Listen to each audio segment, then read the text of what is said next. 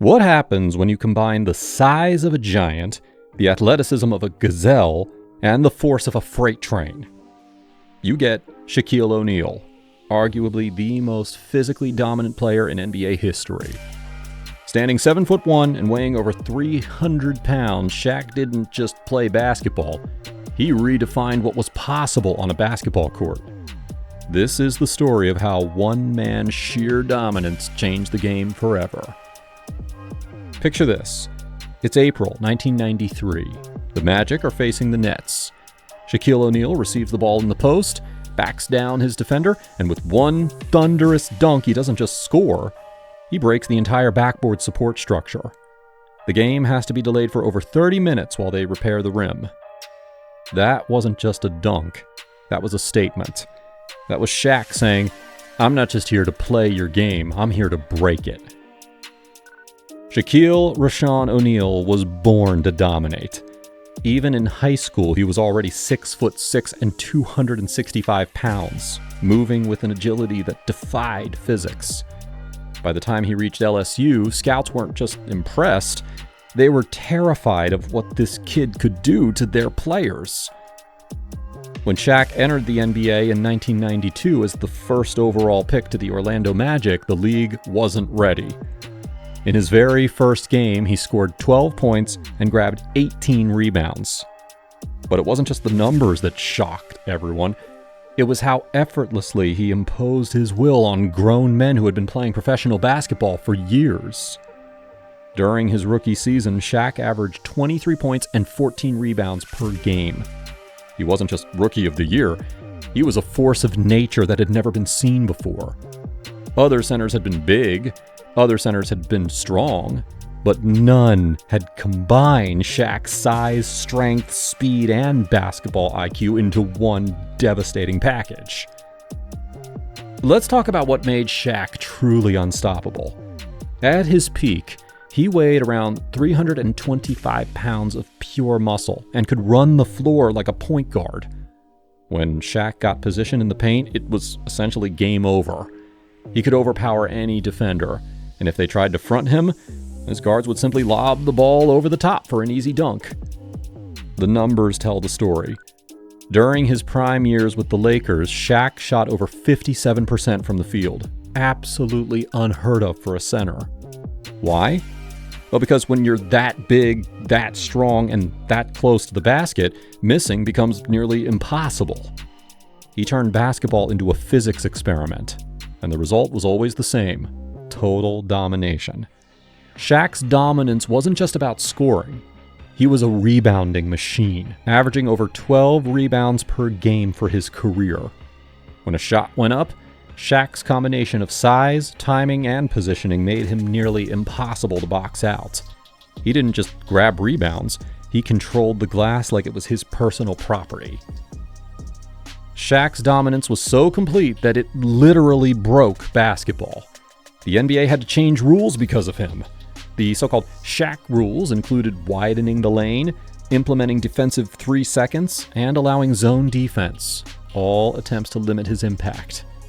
But perhaps the most telling sign of Shaq's dominance was the so-called hack-a-Shaq strategy. Teams would intentionally foul him because even though he was a poor free throw shooter, it was still better than letting him dunk at will. Think about that. Teams would intentionally foul him because even though he was a poor free throw shooter, it was still better than letting him dunk at will. Think about that. Teams preferred to give him free shots rather than let him play normally. That's not just dominance, that's psychological warfare. Shaq destroyed so much equipment that the NBA had to reinforce backboards and rims. He single-handedly forced basketball to become more durable.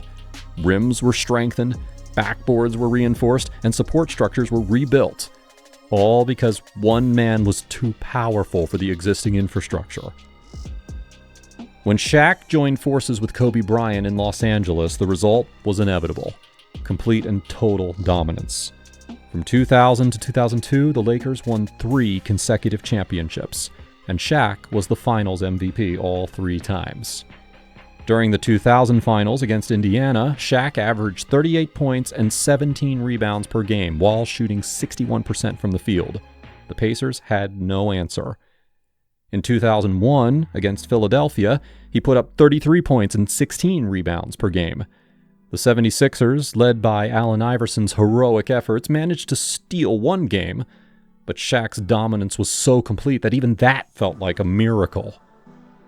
The 2002 sweep of the New Jersey Nets was perhaps the most dominant finals performance ever. Shaq averaged 36 points and 12 rebounds while shooting an incredible 60% from the field. The Nets had no chance. It wasn't even competitive. Now let's put Shaq's prime into perspective with some mind-blowing statistics. During his peak years from 1999 to 2004, he averaged 28 points, 12 rebounds, and 3 blocks per game while shooting 58% from the field. For a center, those numbers are absolutely astronomical. In the 2000 season, Shaq became just the third player in NBA history to win the regular season MVP, All-Star Game MVP, and Finals MVP in the same year. He joined Michael Jordan and Willis Reed in that exclusive club, cementing his place among the all-time greats. Perhaps most impressively, during the Lakers' three-peat run, Shaq never lost a playoff series when healthy. His teams went 45-9 in playoff series during his prime years. That's not just winning, that's systematic destruction of the competition. But Shaq's dominance went beyond statistics. He was a cultural phenomenon who transcended basketball. His personality was as large as his frame, bringing joy and entertainment to millions of fans worldwide. He proved that dominance didn't have to be boring or one-dimensional. Shaq's impact on popular culture was enormous.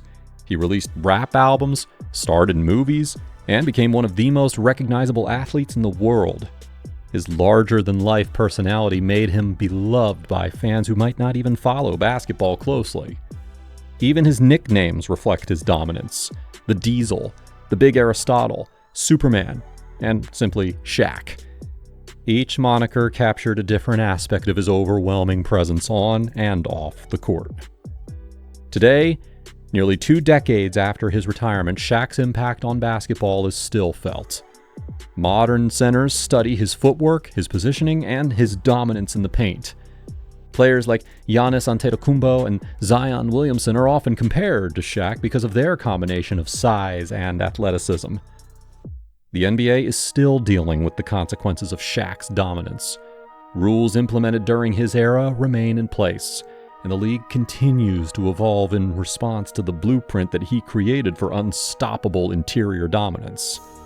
Shaq proved that in basketball, sometimes the best strategy is the simplest one. Be bigger, stronger, and more athletic than everyone else. Then impose your will completely and utterly. Shaquille O'Neal wasn't just a basketball player, he was dominance personified. He didn't just win games, he made winning look inevitable. He didn't just score points, he redefined what was possible on a basketball court. In a sport filled with incredible athletes and amazing talents, Shaq stood alone as the most physically dominant force the game has ever seen. When we talk about basketball dominance, we're really talking about Shaq. Everyone else is just trying to reach the standard that he set. And that's not just greatness, that's legendary dominance that will never be replicated. Now, what do you think? Was Shaq the most dominant player in NBA history? Let me know in the comments down below. And don't forget to subscribe for more basketball content that breaks down the legends of the game.